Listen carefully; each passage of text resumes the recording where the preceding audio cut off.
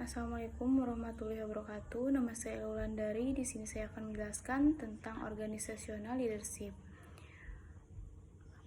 Apa itu organizational leadership? Organizational leadership merupakan kemampuan seorang pemimpin untuk memimpin sekelompok individu dalam menjalankan tugas organisasi. Apakah penerapan organizational leadership itu penting?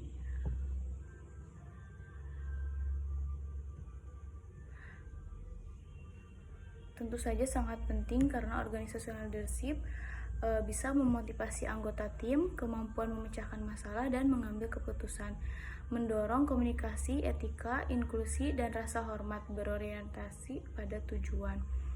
Selanjutnya, manfaat setelah menjalankan organizational leadership. Yang pertama, kemampuan berkembang sesuai dengan perubahan.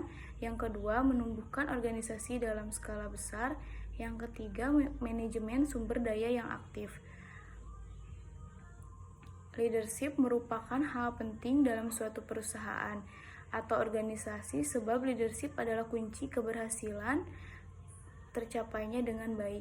Itu karena semua keputusan, gerakan, dan laju pembangunan membutuhkan leadership. Selain itu, alasan lainnya adalah untuk membangun tim yang kuat. Dengan kekuatan leadership yang baik dan kerja sama tim yang dibentuk dengan baik pula, maka hambatan dan rintangan dapat dihadapi oleh tim. Di sini ada sifat-sifat leadership. Yang pertama, energi. Sebagai seorang pemimpin harus sanggup bekerja dalam jangka panjang dan dalam waktu yang tidak tertentu. Maka dari itu, kesehatan fisik dan mental benar-benar diperlukan bagi seorang pemimpin. Yang kedua, stabilitas emosi. Seorang pemimpin yang baik sebaiknya tidak boleh berprasangka dan memiliki perasaan curiga terhadap bawahan-bawahannya. Sebaliknya, sebagai pemimpin harus tegas, konsekuen, dan konsisten dalam tindakan-tindakannya, percaya diri, dan memiliki jiwa sosial. Yang ketiga, motivasi pribadi. Keinginan untuk memimpin harus datang dari dorongan diri sendiri dan bukan karena paksaan dari luar. Kekuatan dari luar hanya bersifat stimulus terhadap keinginan-keinginan untuk menjadi seorang pemimpin.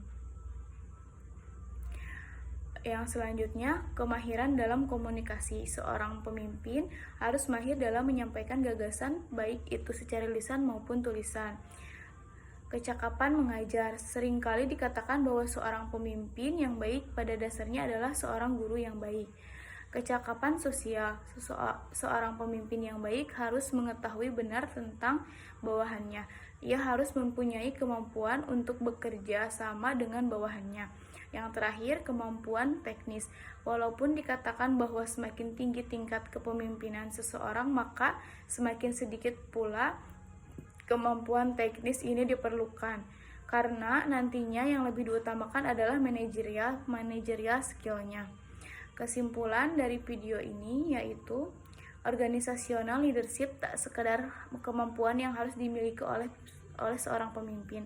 Dengan organizational leadership mampu melihat lebih luas dan lebih dalam serta membawa keahlian tingkat lanjut ke pengambilan keputusan dan pemikiran strategis perusahaan. Terima kasih, mohon maaf bila banyak kesalahan. Wassalamualaikum.